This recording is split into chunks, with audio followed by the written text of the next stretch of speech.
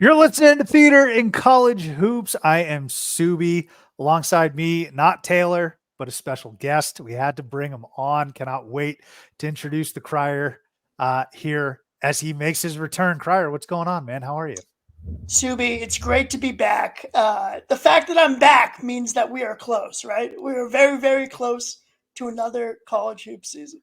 I think that's a very fair assessment. But Taylor, unfortunately, at a wedding right now in Sedona. So we had to bring in the Crier. We're brought to you by Belly Up Media. Go download, subscribe, rate, and review us on whichever device it is that you use. Your college hooper of the day, Pat Garrity, throwback from Notre Dame. Now, you might be saying to yourself, I'm getting conflicting messages here. We got the Crier. You already did the ACC preview. No. Put two and two together. We're talking Big East today, baby. Crier, that's why we brought you in. You are the Big East man. I'm excited to chat with you about it. Yeah, me too. Let's do it. Check out the website at theaterincollegehoops.com and make sure to follow me at CBB Theater to find out where the feet is. You should also follow Taylor at Taylor Damel. Let's open the curtains. Crier, should we break into welcome back, Cotter? Welcome back. How are you? I'm good, man. It's been a long off season, especially for me, with my team and everything. It's been busy. You're going to Media Day, right? You're going the second straight year going to Big East Media Day? Yes, I will be there. My podcast partner, BRC, will be with me as well. Very excited. Maybe we When is ask it him some exactly? questions. I don't know. When is it exactly? It's next upcoming Tuesday, the 24th. Okay. MSG. Tell us about the credential process again, because I thought it was hysterical. Like last year, you used to apply for very it, right? easy. I just emailed the guy, and he's like, "Yeah, you're done, all set." So, I was like, "Okay." all right. So speaking of the questions, though, like what's percolating in your mind? That's what I want to know. Are you going to be rude to Danny Hurley and UConn? No, I mean, so last year I didn't get any content from the other teams. I just hung around PC. Like first season, I had no idea what to do at this thing. But yeah, this year, hopefully we get some good content from across the league, and hopefully don't ruffle too many feathers. But between Hurley and Ed, it might be tough. Well, there's also a new man in the Big East, maybe making his return to the Big East, Rick. I that's what I want you to get. I totally understand you got to cover Providence, KE, mindset, Cooley if you need, Hurley for the rivalry, but please don't forget about Slick Rick. Oh no, believe me, I won't forget about Slick Rick because it's really all it's kind of dominated the conversation, right? Pitino back, he pretty much does a Deion Sanders, flips the entire roster. And look, I have nothing against Pitino, coached the Friars to a Final Four in '87. But I'm not so sold on St. John's instantly being a top 25 team, but they have plenty of talent for sure. Definitely. And they bring in some good names, a couple of big transfers highlighted by one coming over from the Ivy League. We're going to get to all of that as we have been in our previews. We're going to look at the all transfer team. Crier, I'm excited to talk about coach of the year, player of the year, and the eventual champion who you're predicting. Before we dive into all of that, though, as it relates to the Big East, the coaches really are so fascinating to me. I feel like there's storylines everywhere, Crier, right? So, I mean, I'm basically looking at everyone excluding Butler and DePaul. They don't necessarily move me. I'm sorry to both of those fan bases, but Sean Miller, complete roster turnover. You got Shaka trying to repeat. You got Kim English now taking that next step. Ed Cooley trying to resurrect a program. Obviously, Danny Hurley he's the big kid on the block. McDermott trying to, with essentially the same team, loses a big name in Nemhart. There's just so many storylines with the coaches. And I know the game is all about the players. That's what we're excited about. And that's and who wins games, I should say, loses games. But the coaches, man, I don't know if there's a conference where I'm more intrigued by the guys on the sideline as opposed to those in between the lines. No, I mean, you talk about Thietsu. I mean, this conference should have it this year. Plenty of storylines. I think, Marquette, as you said, being the double champ, can they have similar success with essentially the same backcourt? I look at Creighton. had their best season ever, right? Elite Eight. See what they can do this time around with, again, essentially a similar team. The defending champs, they do lose a lot. They do lose a lot, but good freshman class coming in, Cam Spencer, and obviously with Klingon showing what he could do in limited minutes last year. Plenty of storylines, but none bigger than what will happen on January 27th when Ed Cooley makes his return to Providence. For me, I have a little bit different perspective here, Sue. Different how? Like different from when he left? Have you let it wear off a little bit, or different how? No, different in the sense that like I actually don't want to necessarily rip the guy's head off, but and I do appreciate what Cooley did bring to PC over his 12 or 13 seasons, what it was, and but having said that, it's really about the who and the how, right? Just the fact that it's Georgetown, the fact that the way it all went down, and I mean, he deserves to get crushed when he returns, and I'll be doing that. But I think for me, I'll be someone at the end of the day, after a year or two, maybe 3, can look back and appreciate what Cooley did. I think that's a fair assessment, and I think that's a mature stance for you to have, because there are people. I credit your maturity, because there are people that, and this isn't the first time it's ever happened in sports, in college basketball, certainly, but across all sports, we see people leaving in unceremonious ways. And then fans 10 years later are still holding that grudge. You're like, get a life, man. They've moved on.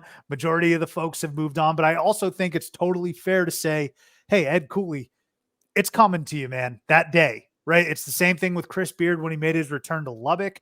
I'm envisioning a somewhat similar scene with the cops and all the protection and the bus rolling up and the PC faithful having just been loaded all day, getting ready to greet him back. I think that's perfectly fair. Again, I always say this, Crier, life's about nuance and balance. You can appreciate what he did. You should appreciate what he did, and you should view him, holistically through that lens. But on that day, it's pure venom. It's on. It's on. It's going to be such a madhouse. Like I want us to be as hostile as possible without crossing the line, and I'm afraid somebody might cross the line, which would be unfortunate. But hey, for the most part, no racism, no personal family attacks. But correct. Booing him, I don't know, all that good stuff. Feel free to do it. Now, hey, before we dive into your predictions and our predictions of Coach of the Year, let's talk about real quick one Big East coach, former coach in the Big East, your boy, one of your favorites, Jimmy Boeheim, now at ESPN. How excited are you? I'm not excited at all. I mean, I don't understand how a guy can be a jerk to the media his entire career and then instantly get a job in the media. Like, what is this? That's a good point. I hadn't thought about that. I don't know. It'd be like Bill Belichick, like, being a sideline reporter once he's done. Yeah. Belichick going to work for NFL Network after his tenure with the Patriots, and then after he literally destroys the mic when he goes to the podium. That would be something. But Boeheim, I mean, look, I think this kind of further emphasizes the fact, I don't know about you, I'm a CBS Sports Network guy. I'm up late during the week watching Rothstein and Adam Zucker and Brent Stover and Renee Montgomery, Wally Zerbiak, as opposed to the Seth Greenbergs and the Jay Williams of the like. I mean, totally. For PC, I'm a Fox and CBS Sportsnet guy. Those are my 2 stations. And hey, we kind of shared a little bit too with the Pack. I mean, I know the Pack gets their fair share of ESPN games, but they're still with Fox, right? Yeah. So I like Fox too. I'm glad you mentioned them, like Mike Hill, Casey Jacobson. That's a good crew for sure. But hey, last rodeo for me as it relates to the Pac-12. I can't wait to move to the Big 12 and actually get on. I don't have to fish on the Pac-12 network, so that'll be nice. Yeah, that's true. But UConn probably wishing they're Arizona right now. I'll tell you that. I don't know. I don't think I've ever heard those words uttered as it relates to college basketball. I'd do anything to switch places with the men in stores. But Crier, let's dive in now. Let's talk some Big East. I'm so excited. And we talked about how compelling all of the coaches are and so many storylines. I'm going to divert to you first and foremost as our Big East expert. Who you got for Coach of the Year? All right. Well, this will kind of be a giveaway in terms of who I'm going to pick to win the conference, but I'm going to give it to Hurley. And, I think I unfortunately had to eat crow with UConn winning it all last year. And, when Hurley, I believe during their skid that they had, said that their team was built more so for the NCAA tournament than they were for the Big East. And I thought that was the cockiest thing ever. And then sure enough, they end up getting six and winning it all. So, yeah, he's got a good squad back. I think he's probably at his most confident, position as a coach in his career. So I'm going with Hurley. You mentioned something there. Most confident he's been in his career. I'm thinking of this, and I'm trying to envision myself in Dan Hurley's shoes, where he's got the college basketball world by the balls. He's red hot right now on the recruiting trail. He's coming off of a national championship season. He's building that UConn legacy, and he's contributing to it. Like, do you see a coach in this conference with more momentum than Danny Hurley at all? Like, and that's kind of, he's got so much going for him right now. Yeah, I mean, listen, Shaka won Coach of the Year last year, and his team won the regular season and the Big East tournament. They ended up beating UConn to do it, but no, because I mean, listen, he's got the national title, so yeah, he's coming in hot this year for sure. Yeah, it's gonna be tough for him to obviously outdo what he did last year, and I'm sure he'd much rather take a Big East title, conference tournament title, and or NCAA title over Coach of the Year. But I can understand that pick going with Danny. Crier, allow me. I'm just head over heels for Rick Pitino. I'm sorry. And I'm so glad Rick Pitino is back in the limelight 6 years after the nonsense that occurred in 2017 when everyone was shouting from the rooftops that college basketball would never be the same, that these huge names would be dragged through the mud and that their careers were in jeopardy.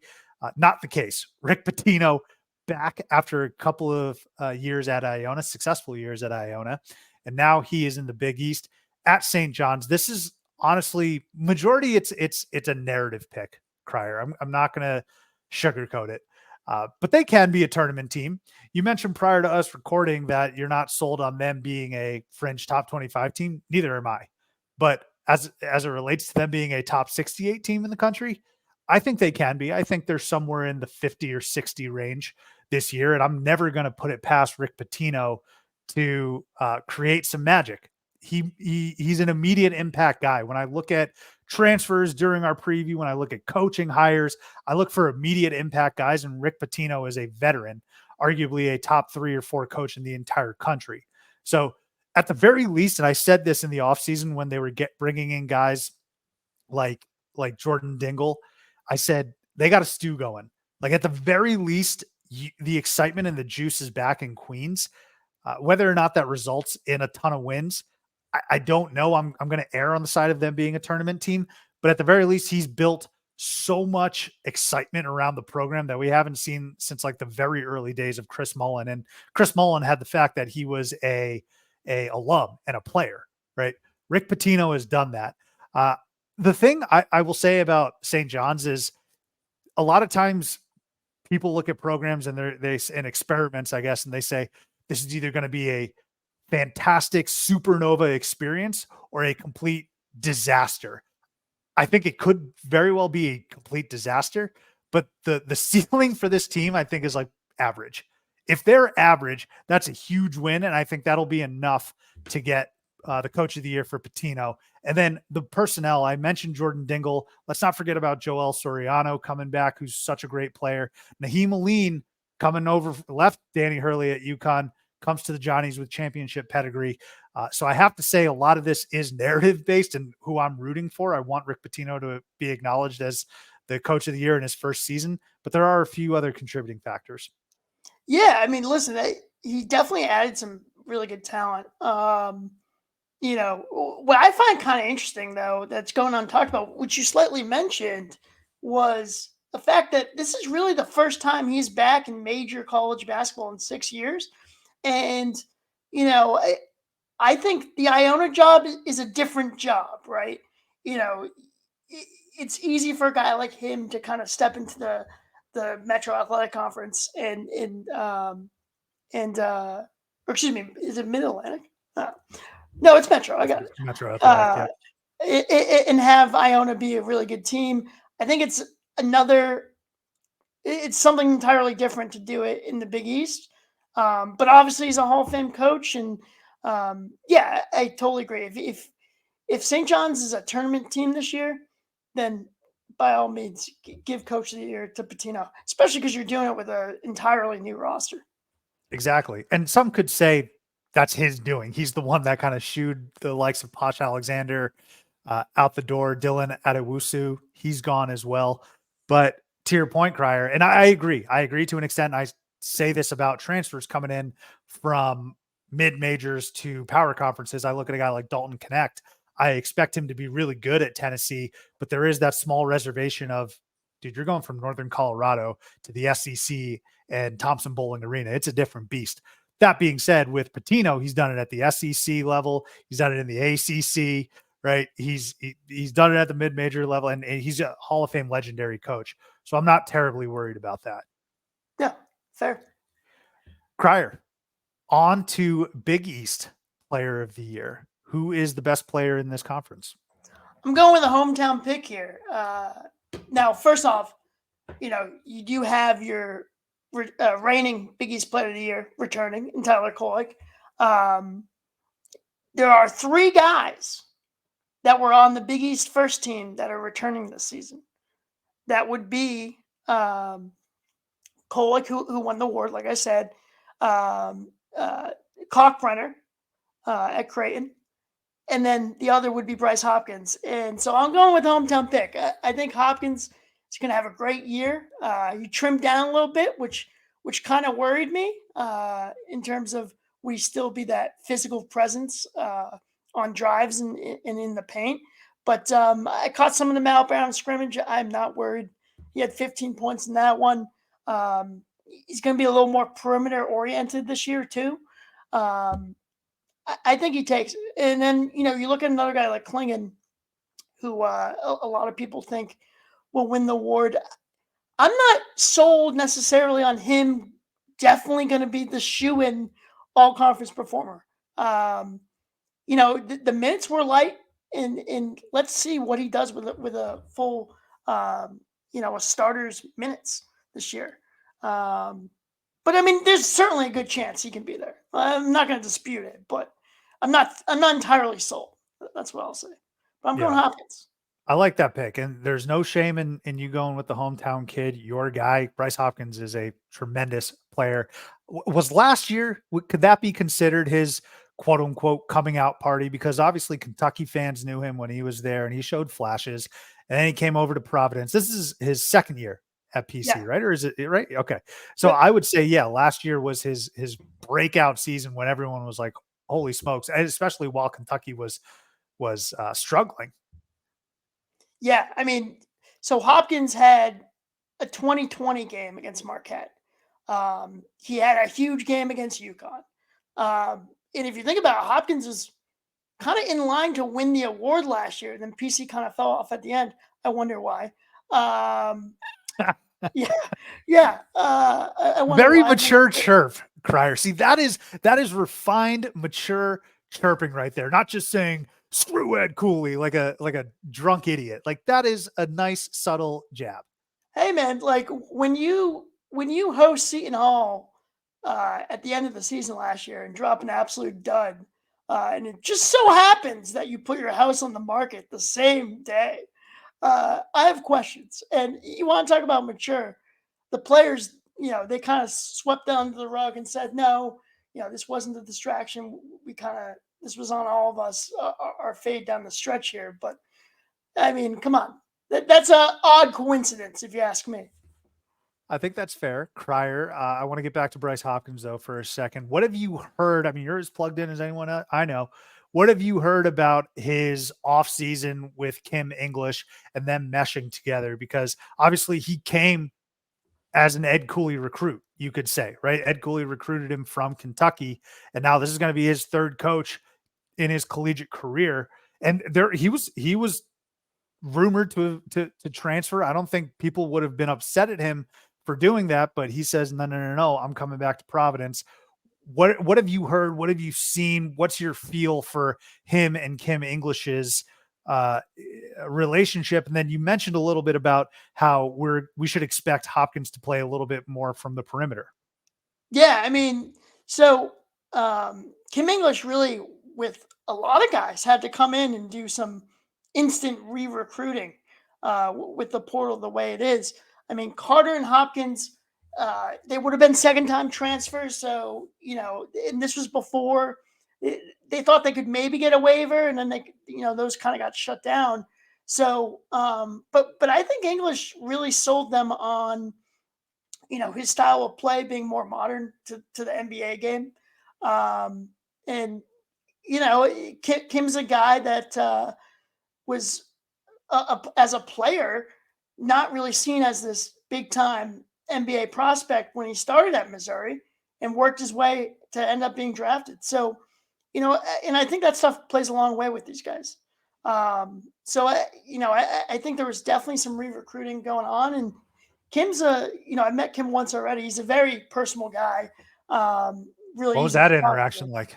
It was brief. It was brief. I told him I was class of 2012, and he's like, "Oh, me too." I was like, "Oh man."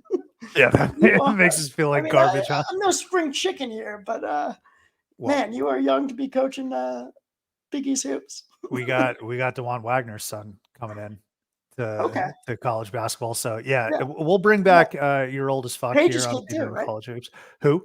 Peja Stojakovic. Yeah, he's in the Pac-12. He's at Stanford there. So yeah, Peja Stojakovic's kid, who's apparently nasty. So, but I like the Bryce Hopkins pick. I'm very intrigued to see how he does with Kim English there. So I'm gonna actually go with one of the three names that you mentioned, who was all Big East last year and is returning. I'm gonna go Kalkbrenner. Kalk and Seal.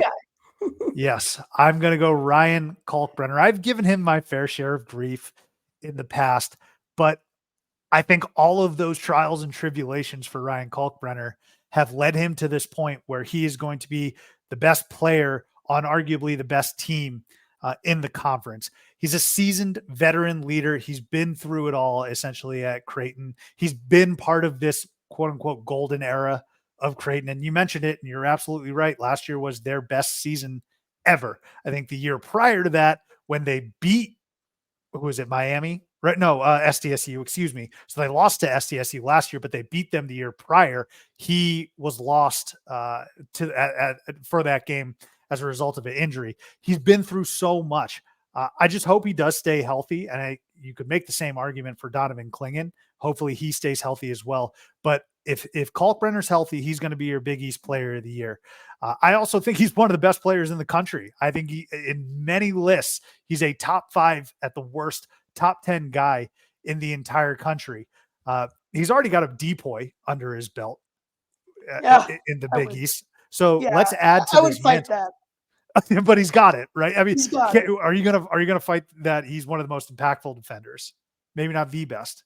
No, yeah, he's certainly impactful defensively, but I'm gonna go again. Being the hometown pick here, I thought Devin Carter probably should have won the award last year, but hey, that's me. That's fair. That again, I ain't gonna fight you on that. But Kalkbrenner's going to use this rhetoric from you and this clip once I tweet it out to fuel him to then say, you know what, Crier, I'm going to go out, play even better, and I'm going to win the best overall player in this conference. He protects the rim. He can give you some pretty good production down low as well. I think he's averaging like 16 points. And Creighton's going to win a ton of games. So with these individual awards, Crier, it comes down to, is your team good? Are you impacting winning? And I kind of put that same logic to my transfers.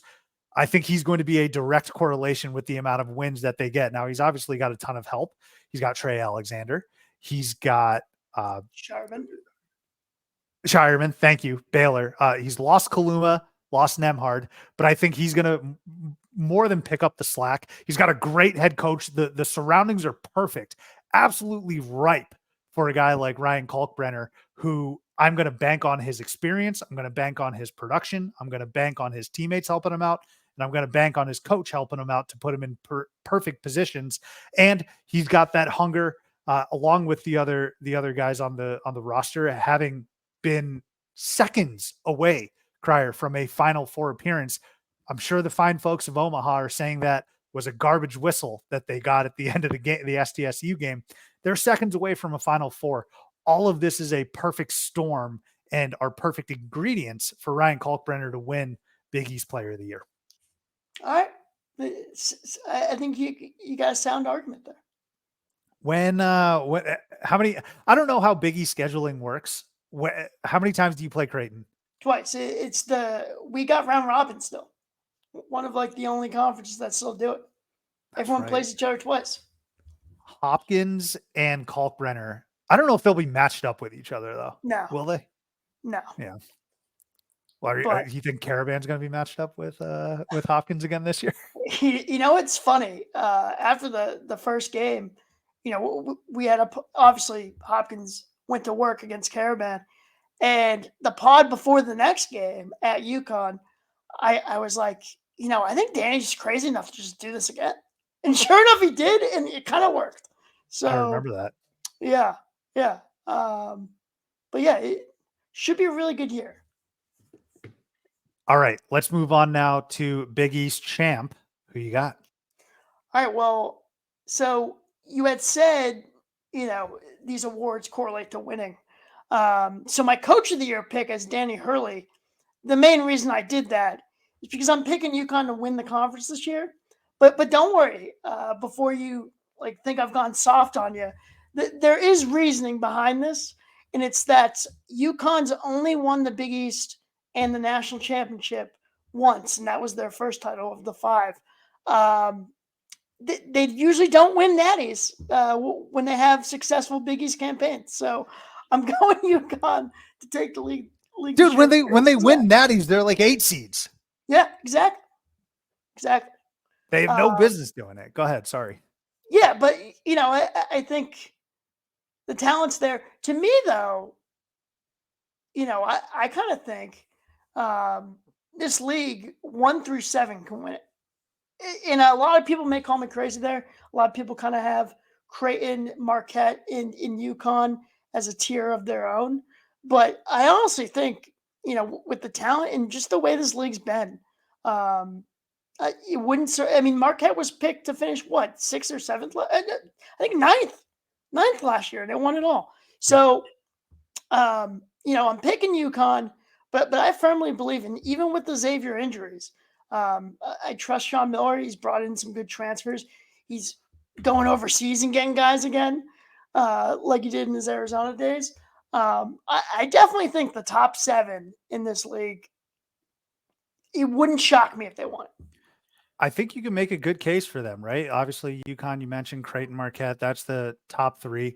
We've gone this far, Crier, without even mentioning Kyle Neptune's name, who I actually think would be my auxiliary pick for coach of the year, because I think Nova is going to be good again. I think they're going to be a 20 to 25 type of team. I think he's done a really good job reshaping the roster, and he has that first year under his belt. It's not easy replacing a legend, but you talk about Villanova, they could absolutely do it. Providence, who knows, right? Even a couple of years ago when you did win the league, nobody picked you to win it. So maybe you come out of the woodwork yet again. That's probably where I would cut it off.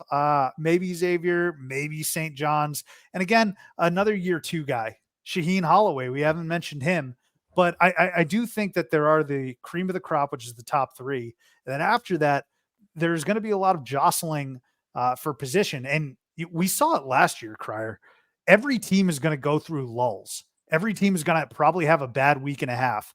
And as long as that comes before Valentine's Day, for me, this is my personal rule, I don't care. I'm not going to make a sweeping generalization which is what folks did with UConn when they dropped what Xavier and I think it was like 6 of 8 or something like that. I don't know if it was Us, 6 of 8. No, I it think it wasn't. was. They lost 6 of 8. I think so. Yeah, I think they had 6 wins. I just remember there was a week and a half in January where they went on the road and they for sure lost to Xavier and it was St. John's. I think they lost to St. John's at home. But the point No, that it was Hall. I think. I think they it was lost to Hall. Hall, Providence, um, Xavier, like you said, and I think Creighton Marquette. I think. Damn, 6 of 8. Well, Yeah. But that all of that being said, like the point that I'm making there is there are teams that are going to slip up in that top 3. I don't expect Creighton to go an entire season without some issues. I don't expect UConn to do that. I don't expect Marquette to do that. And that is where potentially a Nova or you guys or a St. John's could make it at least interesting as we go down the stretch. So you're going to go with UConn there. I'm riding the Creighton train, Crier. It's so funny what can evolve and what can happen in a year. I was so off Creighton last year entering the season just because of how much hype they got. Do you remember the amount of hype Creighton got in the offseason last year when they landed Shireman? And look, if you want to judge it by postseason success, it was warranted. Like I said, almost went to a Final Four. But during the regular season and throughout that whole ordeal, it was not fairy tales and gumdrops. It was very difficult for Creighton. So I wasn't fully in on them. I also wasn't fully in on Baylor Shireman, who very much shut me up in the tournament. This year, I got the Blue Jays. I'm super high on them, and I'm now finally joining the bandwagon. They return key members from last year's team. Of course, they lose Nemhard. They do lose Kaluma, but they got Kalkbrenner. They got Trey Alexander, and then Stephen Ashworth's coming in. What a shooter. I love Stephen Ashworth, but I think the difference in the details are going to be with Mason Miller and potentially even Francisco Farabello. I remember Farabello on that TCU team, but Mason Miller, son of Mike Miller, if you want to feel even older here, Crier, sharpshooter. These guys can shoot the leather off the ball. I cannot wait to see that between Shireman, between Miller, right? Between Ashworth. It's going to be a lot of fun.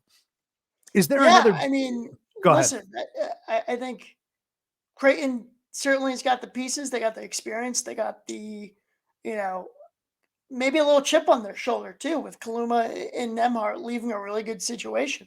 I definitely think Ashworth is probably, could you get a more perfect replacement for losing Nemhard to rebound like that with Ashworth? I mean, yeah, I like Creighton. I just worry about their depth at the end of the day.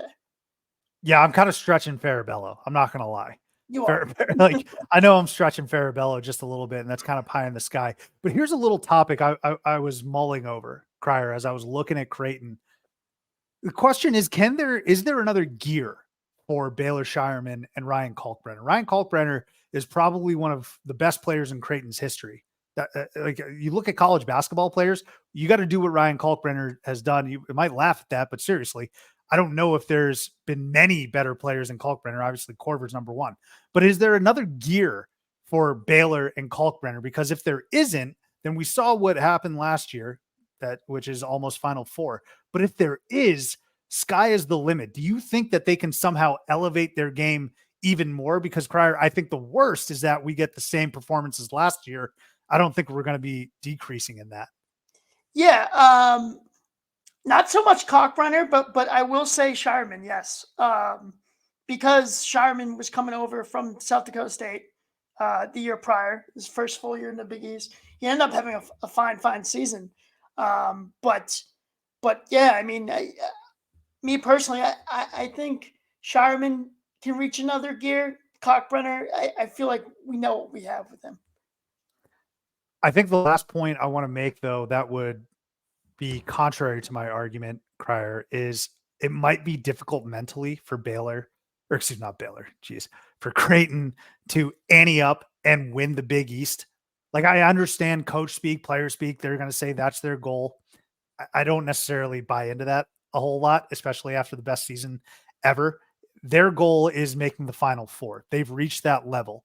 And so you look at teams like Villanova, who you could say historically their goal is titles, but now they're in a place where Kyle Neptune, you got to win the conference.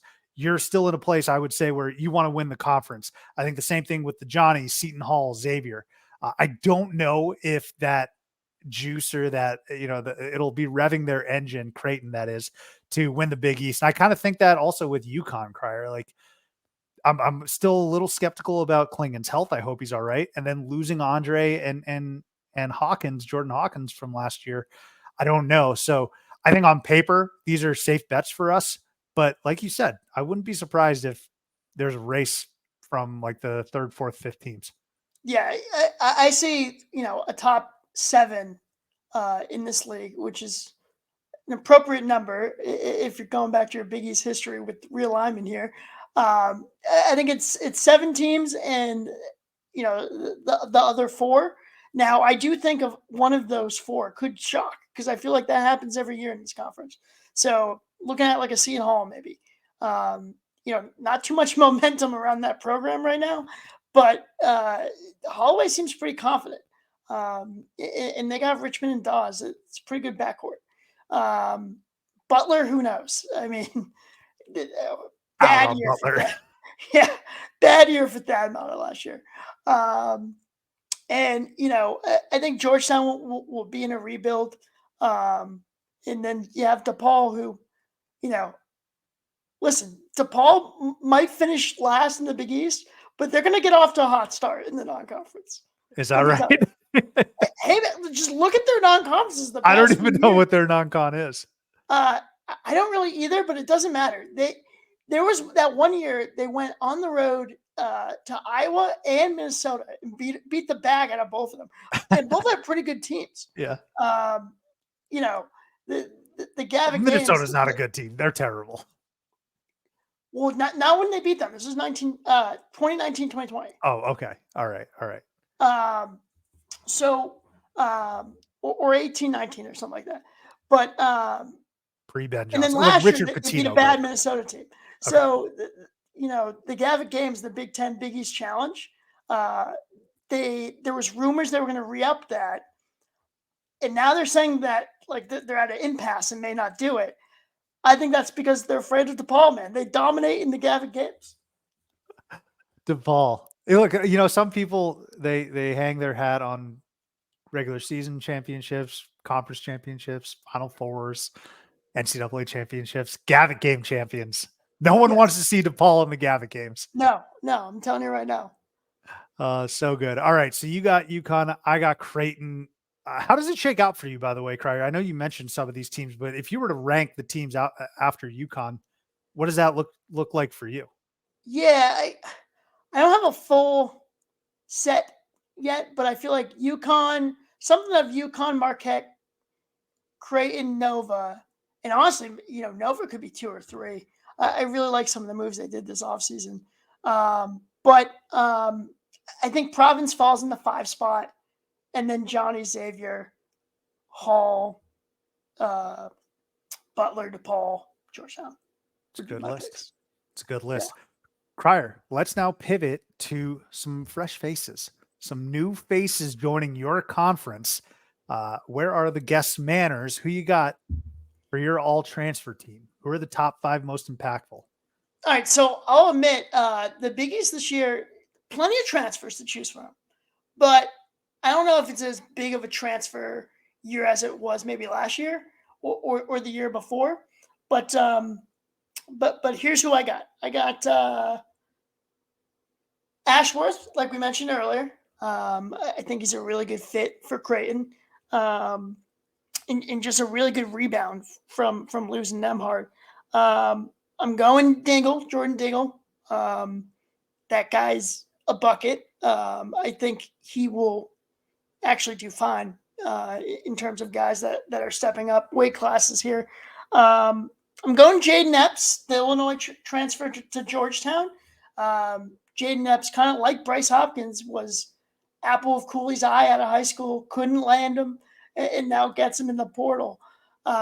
He went off for 46 against Wake Forest. Again, Georgetown won in a secret scrimmage. So I'm going Epps, and then I'm going to go TJ Bamba.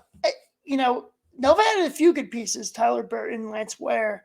But TJ Bamba from Washington State, you may have better intel on him than me, but that guy put up some numbers last year. Him and Mo Guy were a terrifying duo last year.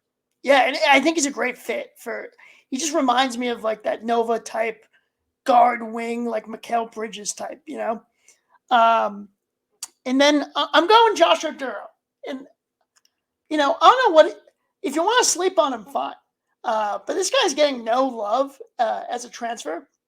And I feel like that strictly has to do with the fact that he played for Kim English and he's coming over to the new team. This guy was a A-10 first teamer two times in a row at Mason. He's got you remember the year of Jahlil Okafor and Frank Kaminsky? Those two guys would just dominate with the footwork in the paint. This guy's got a bag full post moves. So people are sleeping on him, but I think he's big time for PC. I like that list. There's a lot of crossover with mine, and I agree with you regarding Josh Oduro. He's on my list as well. I think he is, the way I looked at it, Crier, I'm trying to see who's going to be one of the more impactful players on a team that's going to win. And I think Josh Oduro is a top 3, top 4 impact guy for Providence. And I expect them to be a, let's say, I don't know, top 50 team for sure and make the tournament. So I like the Josh Oduro analysis and breakdown there. I'm going to leave that to your guy, but just know that's the one Providence guy that I totally agree with you on. And I spotted as well. So I think neutrally, right, from an unbiased perspective, Josh Oduro is getting overlooked, and I'm excited to see what he can do. I'm also going to go with Cam Spencer, shooter in the house. Crier, we got a shooter in the house, consistently a 40% shooter from 3. A couple of years ago, he was at 47%, which is truly outrageous. I mean, if he can recapture that might somehow be a shooting upgrade from Jordan Hawkins, which is unheard of considering what we saw with Hawkins this past year. He could actually rebound pretty well also. But speaking of Jordan Hopkins, that is who Cam Spencer is there to fill the shoes of. And you had alluded to that a little bit earlier. And we talk about the adjustments going from conference to conference, Big Ten to Big East. That's pretty linear. It's not too high or too low there for Cam Spencer. And I think there's going to be a lot of shots to go around for Cam Spencer to get up when you talk about him, Caravan, and Castle, the freshman coming in. I think those 3 will do the heavy lifting with the shooting. I'm also going to go with Stephen Ashworth, another shooter in the house, another 40% 3-point sniper, right? Creighton's just so balanced.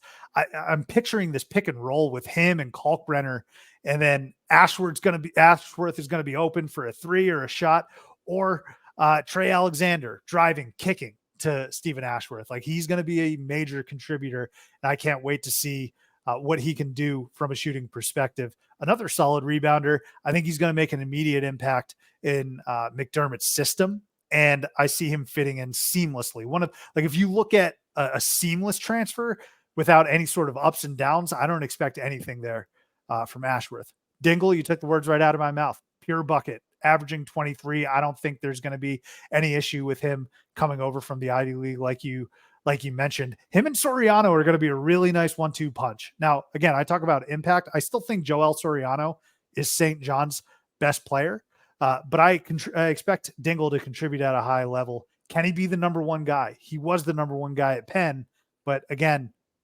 maybe some nights Soriano doesn't have it. That's where Dingle's going to have to step up, especially for a team that's probably going to be on the bubble.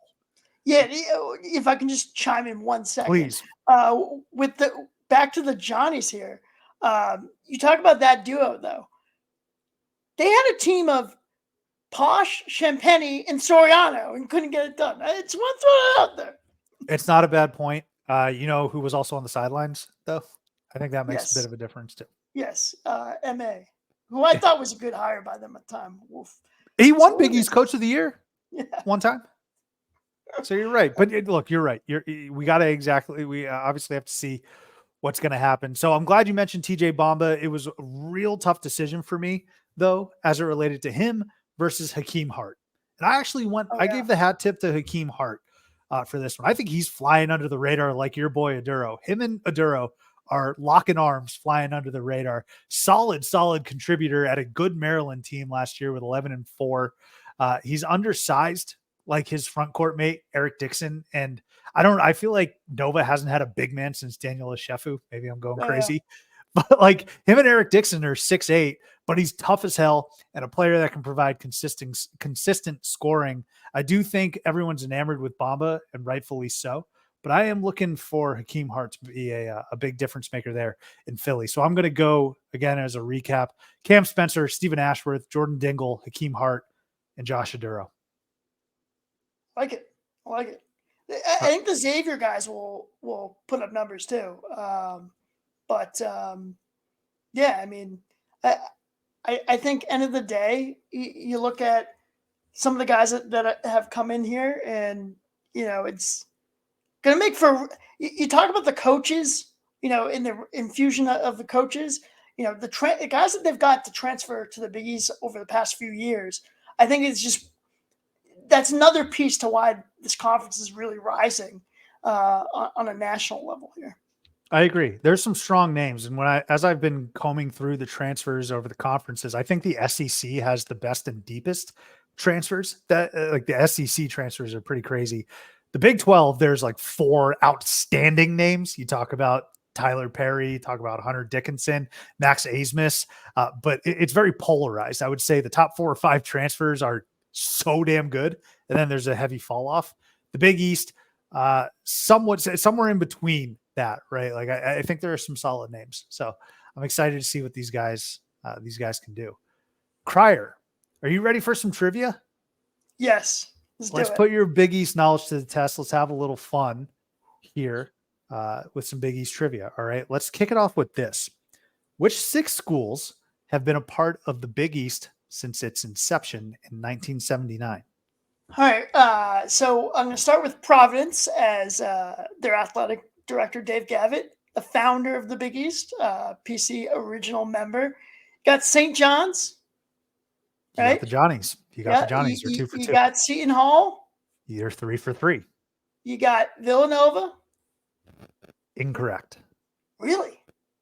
Not Nova. All right. So let me just finish then. Georgetown. Yes. All right. So how many do I have now? 4? So you've done Providence, Georgetown, and Hall. And St. John's. And St. John's. That's 4. Okay. Damn, no Nova threw me off here. Who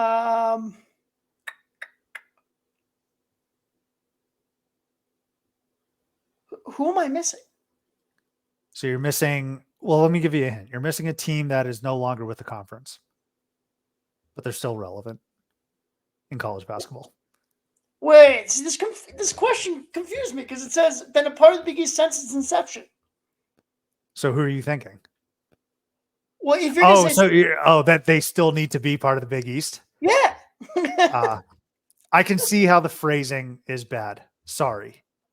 It is Syracuse, though. Okay. Okay. I apologize. That's poorly phrased. I'm sorry. I'm still surprised.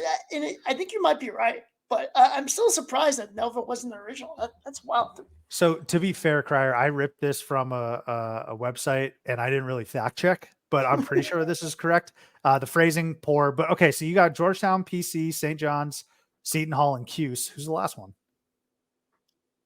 I mean, UConn, since they're still here. It's UConn. Yeah. So I would have went UConn and Nova with the other 2 and got Nova wrong, but yeah. Yeah. I apologize for that. All right. But you know what? I'm going to give you partial credit here. I'm going to give you credit. All right. Which of these 5 players did not score at least 2,000 points in their college career? Names are, you see those names there. Why don't you read them out? Between Reynolds, Allen Ray Allen, Luke Arangodi, and Terry DeHeer. Who did he play for? Seton Hall. I think he won Big East Player of the Year. Oh. All right. This is tough because Scotty Reynolds had the ball in his hands a ton. So I feel like he's got to be on there. I'm going to say Allen Ray, even though I feel like I'm wrong. It's not a bad guess. Flip it and reverse it. It's Ray. It's Allen. Ray Allen. Oh man. Ray Allen. Isn't that crazy? While he is by far the most accomplished player, right, on this list, he only played 3 years for the Huskies. And look, he finished with 1,922 career points, which is pretty damn close. But I think those other guys were, I mean, Goody still might be playing. I don't know. Yeah, he could be. But it's Ray Allen, crazy enough, right? All right. Last one for you, Crier. Which Big East executive was supposed to coach the 1980 U.S. basketball team that boycotted the Moscow Olympics? Um, You're going to be very upset if you miss this. It's Dave Gavitt. I got it. Dave Gavitt. That's right. Dave Gavitt was going to be the U.S. Olympic coach. How cool is that? Yeah. Dave was big time when it came to hoops. Founded the Big East, then I believe he went to the Celtics, right? That I'm unsure of. Again, you're my guy. You're my Gavitt guy. You're my Gavitt guy. You're my Big East guy. So is that the last one? I was 1 for 3. 2 for 3. 2 for 3. Because I'll give you that first one. Okay. How about that? Yeah. Crier, this was a blast, man. Hey, you're doing amazing work, by the way. What do you have in store for your podcast, for the PC fans, everything going on? Please share that. Yeah.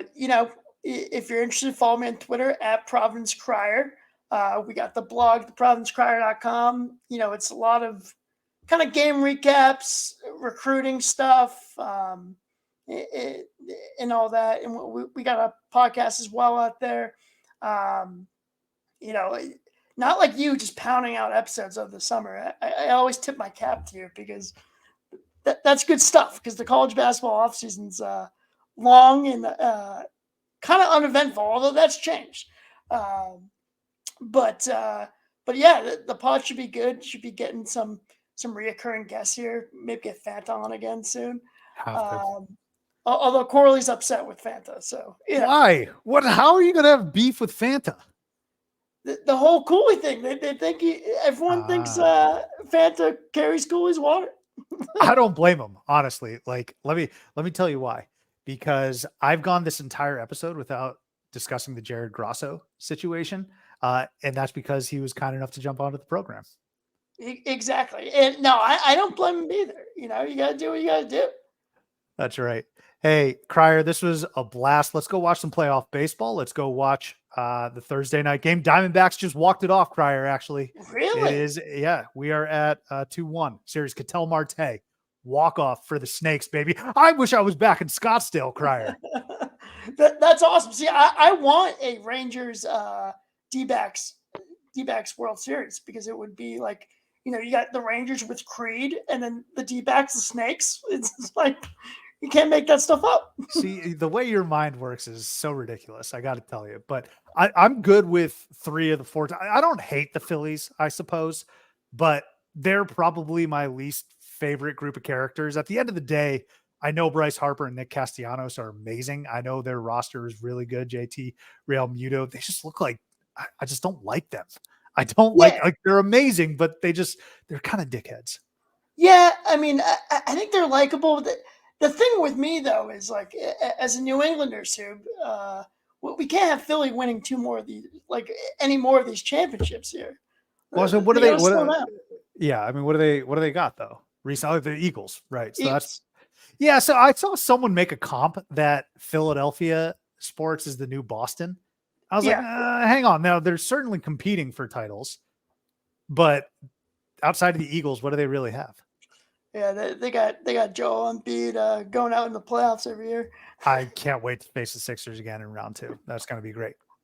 Crier, this was such a blast. Thank you so much for jumping on. I can't wait for the season to start. Let's collaborate again as we move forward, and have fun at Big East Media Day. I cannot wait to see some clips that you tweet out.